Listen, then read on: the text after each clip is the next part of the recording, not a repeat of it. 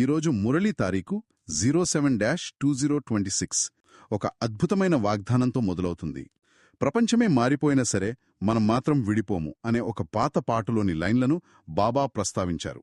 సాధారణంగా ఇది అంటే ఇద్దరు వ్యక్తులు ఒకరికొకరు చేసుకునే ప్రమాణం లాంటిది. కరెక్ట్. కాని ఇక్కడ ఈ వాగ్దానం మానవుల మధ్య కాదు, ఆత్మకు పరమాత్మకు మధ్య జరుగుతోంది. ఈ ఆలోచన చాలా శక్తివంతంగా ఉంది. అవును, ఇది చాలా లోతైన విషయం. మనుషులు చేసుకునే వాగ్దానాలు కొన్నిసార్లు నిలబడవు. పరిస్థితులు మారితే మనసులు కూడా మారిపోతాయి. అవును, ప్రమాణాలు గారిలో కలిసిపోతాయి. కాని ఇక్కడ మనం ప్రతిజ్ఞ చేస్తుంది సాక్షాత్తు భగవంతునితో. ఆయన మనల్ని ప్రపంచానికి యజమానులుగా చేస్తానని వాగ్దానం చేస్తున్నారు. అయినా సరే అంత గొప్ప వాగ్దానం పొందాక కూడా కొందరు ఆయన చెయ్యి వదిలేస్తారని బాబా హెచ్చరిస్తున్నారు. ఇక్కడే అసలైన ఆధ్యాత్మిక సాధన యొక్క సవాలు మొదలవుతుందన్నమాట. అంటే ఆ అనుబంధాన్ని నిలబెట్టుకోవడంలోనే అసలు పరీక్ష ఉందన్నమాట. బాబా ఎదురుగా కూర్చున్నప్పుడు ఆ స్మృతిలో, ఆ ప్రేమలో ఉండటం సులభమేమో. కాని రోజువారీ జీవితంలోకి వెళ్ళాక మనసు ఎన్నో వైపులకు పరుగులు తీస్తుంది కదా. ఖచ్చితంగా. కుటుంబం, స్నేహితులు, ఉద్యోగం, బాధ్యతలు ఇలా ఎన్నో మన బుద్ధిని లాగేస్తుంటాయి. చాలామంది సత్సంగాలకు వెళ్తారు, కాని అక్కడ కూడా వారి బుద్ధియోగం గురువుతో స్థిరంగా ఉండదు. నిజమే. ఎవరో ఒకరిద్దరు మాత్రమే ఆ సంపూర్ణ స్మృతిలో కూర్చోగలరు. ఇక్కడ కూడా అంతే.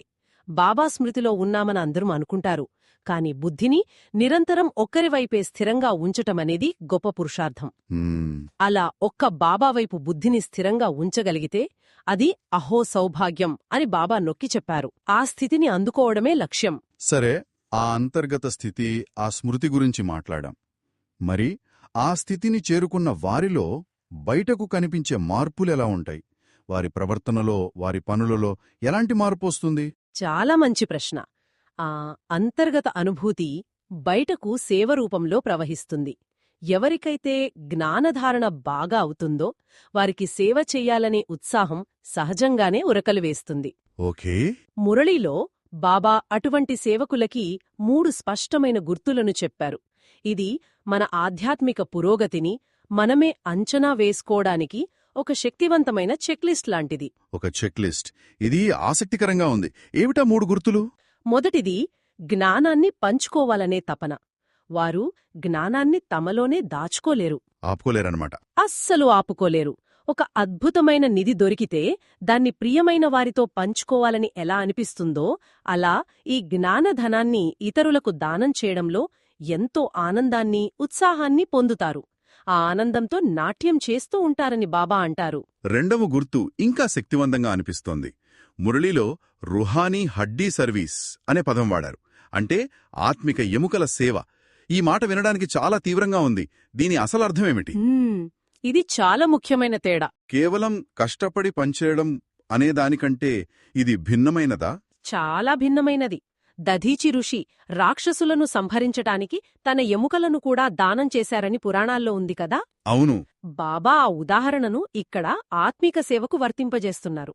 అంటే తమ శరీరం గురించి, దాని సుఖదుఖాల గురించి కూడా ఆలోచించకుండా రోజంతా ఆత్మిక సేవలోనే నిమగ్నమై ఉండటం. అంటే జిస్మానీ సేవ కాదు. కాదు. వంట చేయడం, శుభ్రం చేయడం వంటి శారీరక సేవ అంటే జిస్మానీ సేవ కూడా గొప్పదే. అది అందరికీ సంతోషాన్నిస్తుంది. కాని రూహానీ సేవ అంటే ఒక ఆత్మను తండ్రికి పరిచయం చేసి వారి జీవితాన్ని మార్చడం. వాళ్ల ఆత్మదాహాన్ని తీర్చడం. కరెక్ట్. ఈ జ్ఞానాన్ని అందించడం. ఈ రకమైన సేవ కేవలం ఆత్మిక తండ్రి మాత్రమే నేర్పించగలరని బాబా స్పష్టం చేశారు. సరే, ఇక మూడవ గుర్తు ఏమిటి? మూడవది పెద్దల పట్ల, అనుభవజ్ఞుల పట్ల గౌరవం. తమకంటి ముందు నుండే ఈ మార్గంలో నడుస్తున్న మహారథుల పట్ల గౌరవం కలిగి ఉంటారు. వాళ్ల అనుభవాల నుండి నేర్చుకుంటారు. అవును, వారి అనుభవాల నుండి నేర్చుకోవడానికి ప్రయత్నిస్తారు. తమలో దేహాభిమానం లేదని దీని ద్వారా నిరూపించుకుంటారు. ఇది గుడ్డిగా అనుసరించటం కాదు, మార్గంలో వారికున్న అనుభవాన్ని గౌరవించడం, సేవలో వినమ్రంగా ఉండటం దీనికి గుర్తు. ఈ సేవ, ఈ మార్పు అనేది అంతిమంగా మన ఆత్మ యొక్క పరివర్తన యాత్రలో ఒక భాగంలా అనిపిస్తుంది. ఈ మురళిలో బాబా ఆత్మ ప్రయాణాన్ని వివరిస్తారు కదా. సతో ప్రధానం నుండి తమో ప్రధానం వరకు సాగే ప్రయాణం. అవును. ఈ పదాలను మనం తరచుగా వింటుంటాం. కాని వీటిని ఒక కొత్త శ్రోతకు, అంటే ఒక ఆత్మ బ్యాటరీ ఛార్జ్ లాగా అనుకోవచ్చా? అద్భుతమైన పోలిక. సరిగ్గా అలాగే అనుకోవచ్చు. సతోప్రధానమంటే ఆత్మ 100% ఛార్జ్తో ఉన్నట్లు. Full charge. ఫుల్ ఛార్జ్ 16 కళల సంపూర్ణంగా, పవిత్రంగా, శక్తివంతంగా ఉంటుంది. ఇది స్వర్గంలో మనం మొదటి జన్మలో ఉండే స్థితి.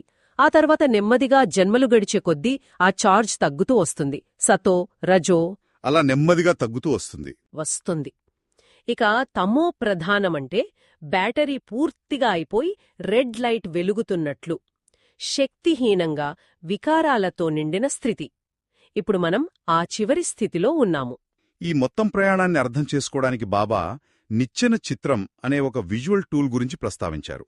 ఆ చిత్రం చూడని వారికి అదేమి చూపిస్తుందో, అదెంత శక్తివంతమైన సాధనమో కొంచెం వివరిస్తారా? తప్పకుండా.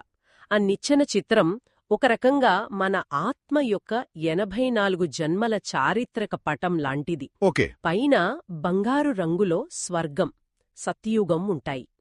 అక్కడ మనం దేవతలుగా ఉంటాం. నిచ్చెన మెట్లు దిగే కొద్దీ యుగాలు మారుతాయి. ద్వాపరయుగం వచ్చేసరికి మనం పూజలుగా కాకుండా పూజారులుగా మారి భక్తి మార్గంలోకి ప్రవేశిస్తాం.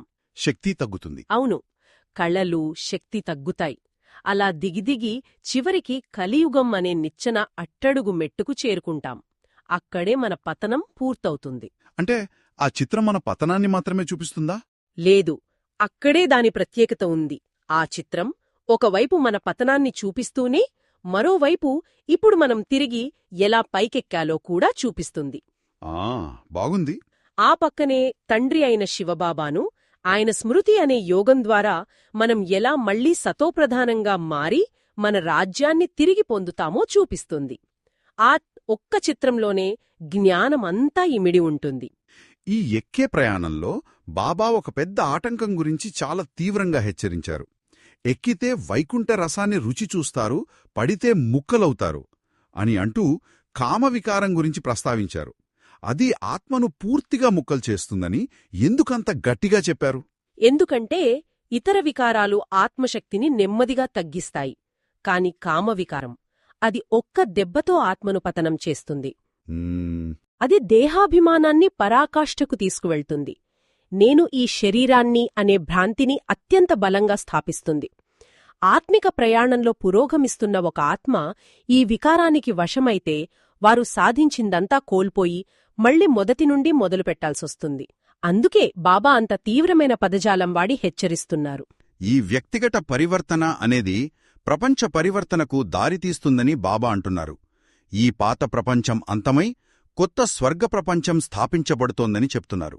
అవును, వినాశనం మన కళ్ల ముందే ఉంది. ఇది వినడానికి కొంచెం భయంగా అనిపిస్తోంది. కాని బాబా దీని గురించి చాలా ఆశాజనకంగా ఒక ప్రాక్టికల్ ఉదాహరణతో మాట్లాడారు. అవును, బాబా ఎప్పుడూ భయపెట్టరు, స్పష్టతనిస్తారు. ఆయన చెప్పిన ఉదాహరణ చాలా అద్భుతమైనది. ఎక్కడైనా భూకంపమొచ్చి ఒక నగరం నాశనమైతే దాన్ని మళ్లీ నిర్మించడానికి ఎంత సమయం పడుతుంది? అవసరమైనవన్నీ సిద్ధంగా ఉంటే ఎక్కువ సమయం పట్టదు. కరెక్ట్. అవసరమైన ఇంజనీర్లు, పనివారు, సామాగ్రి సిద్ధంగా ఉంటే 2-3 సంవత్సరాల్లోనే పాతదానికంటే అందమైన కొత్త భవనాలు నిర్మిస్తారు. అలాగే ఈ పాత ప్రపంచం వినాశనమయ్యాక కొత్త స్వర్గ ప్రపంచం స్థాపించడానికి కూడా ఎక్కువ సమయం పట్టదు. ఎందుకంటే దానికైన తయారీ అంతా ఇప్పుడు జరుగుతోంది. అంటే ఆ కొత్త ప్రపంచాన్ని నిర్మించే ఆత్మలమైన మనం ఇప్పుడు శిక్షణ పొందుతున్నామన్నమాట. ఇక్కడ మనం నేర్చుకున్న సైన్స్, నైపుణ్యాలు అక్కడ ఉపయోగపడతాయా? ఖచ్చితంగా. ఇక్కడ నేర్చుకున్న సైన్స్ యొక్క సాత్విక రూపం అక్కడ ఉపయోగపడుతుంది. స్వర్గంలో విమానాలు ఉంటాయి, కాని అవి చాలా వేగంగా, సులభంగా, కాలుష్యం లేకుండా తయారవుతాయి. వావ్! అక్కడ ప్రకృతి కూడా మన ఆధీనంలో ఉంటుంది. పంచభూతాలు క్రమశిక్షణతో ఉంటాయి. తుఫానులు, భూకంపాలు వంటి ఉపద్రవాలు ఉండము. ఎందుకంటే అది రావణరాజ్యం కాదు, సతోప్రధానమైన రామరాజ్యం. ఇంత గొప్ప ప్రపంచం రాబోతోందనే సందేశాన్ని అందరికీ అందించడానికి బాబా ఎలాంటి పద్ధతులను సూచిస్తున్నారు? చాలా సరళమైన కాని ప్రభావవంతమైన పద్ధతిని సూచిస్తున్నారు. నిచ్చెన, ప్రపంచచక్రం వంటి చిత్రాలను ఉపయోగించి వివరించమంటున్నారు. ఓకే. ప్రజల దగ్గరికి వెళ్లి, మాకు మీ డబ్బు ఏమీ అక్కర్లేదు, ఒక్క పైసగూడా ఇవ్వకండి, కేవలం మీ జ్ఞానాన్ని వినండి, ఇది భగవంతుని సందేశం అని చెప్పమంటున్నారు. ఆసక్తికరంగా ఉంది. వీలైతే ఈ చిత్రాలను ప్రింట్ చేయించి ఇతరులకు పంచి మీ ఇంటిని, మీ జీవితాన్ని కళ్యాణం చేసుకోండి అని చెప్పమంటున్నారు. మనం డబ్బు తీసుకుంటే ఈ జ్ఞానం యొక్క విలువ తగ్గిపోతుంది. ఇది కూడా ఒక సాధారణ వ్యాపారంలా మారిపోతుంది. సృష్టికర్త మరియు సృష్టి యొక్క ఆది మధ్యాంతాల జ్ఞానం. ఈ జ్ఞానం విదేశీయులను కూడా చాలా ఆకర్షిస్తుంది అని బాబా చెప్పడం నాకు చాలా నచ్చింది. నిజమే, ఎందుకంటే వారికి కూడా భగవంతుడు ఒకడే అని తెలుసు. కాని ఆయన ఎలా, ఎప్పుడు వచ్చి స్వర్గాన్ని స్థాపిస్తాడనే విషయం తెలియదు కదా. అవును. ఈ జ్ఞానం విన్నప్పుడు వారు చాలా సంతోషిస్తారు. ఇది దేవుని నుండి తప్ప మరెవరి నుండి రాలేదని వెంటనే గుర్తిస్తారు. వారు కూడా పురుషార్థం చేసి యోగం నేర్చుకుని ఈ పరివర్తన యాత్రలో భాగమవుతారు. సరే, ఈరోజు మురళి నుండి మనం చాలా విషయాలు నేర్చుకున్నాం. వీటన్నిటినీ మన దైనందిన జీవితంలో ఆచరణలో పెట్టడానికి, గుర్తుంచుకోవడానికి 2 ముఖ్యమైన ధారణాంశాలను చెప్పాలంటే అవి ఏవి? బాబా 2 విషయాలను స్పష్టంగా చెప్పారు. మొదటిది, సదా ఆత్మీక సేవలో నిమగ్నమయ్యుండాలి. ఎల్లప్పుడూ? అవును. అంటే ఎప్పుడూ ఇతరులకు ఈ జ్ఞానాన్ని ఎలా అందించాలా అనే ఆలోచనలో ఉండాలి. జ్ఞానధనాన్ని దానం చేస్తూ ఆనందంతో నాట్యం చెయ్యాలి.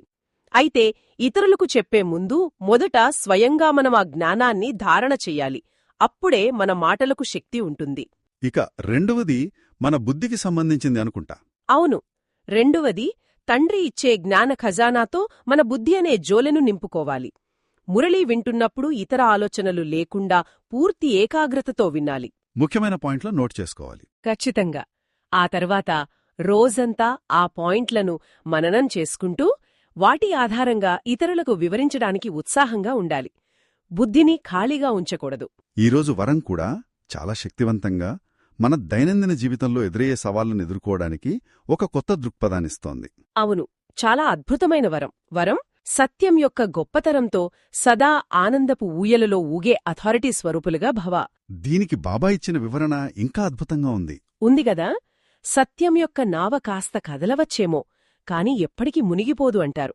ఎవరైనా మిమ్మల్ని విమర్శించినా, వ్యతిరేకించినా వారు మిమ్మల్ని కిందపడేయడానికి ప్రయత్నించడం లేదని, వారు కేవలం మన ఆనందపు ఊయలను ఊపుతున్నారని భావించమన్నారు. కరెక్ట్. ఇది పూర్తిగా దృక్పథాన్నే మార్చేసే ఆలోచన. అంటే సమస్యలు మనల్ని పడేయడానికి రావు, మనల్ని ఆనందంగా ఊపడానికి వస్తాయన్నమాట. సరిగ్గా. అందుకే వారికి మనసులో ధన్యవాదాలు చెప్పి, మీరు ఊపండి, మేము తండ్రితో కలిసి ఆనందంగా ఊగుతాము అని స్థిరంగా ఉండమంటున్నారు. ఇది సత్యం, మనకిచ్చే అధికారం. ఈ అథారిటీతో ఉంటే ఏదీ మనల్ని కదిలించలేదు.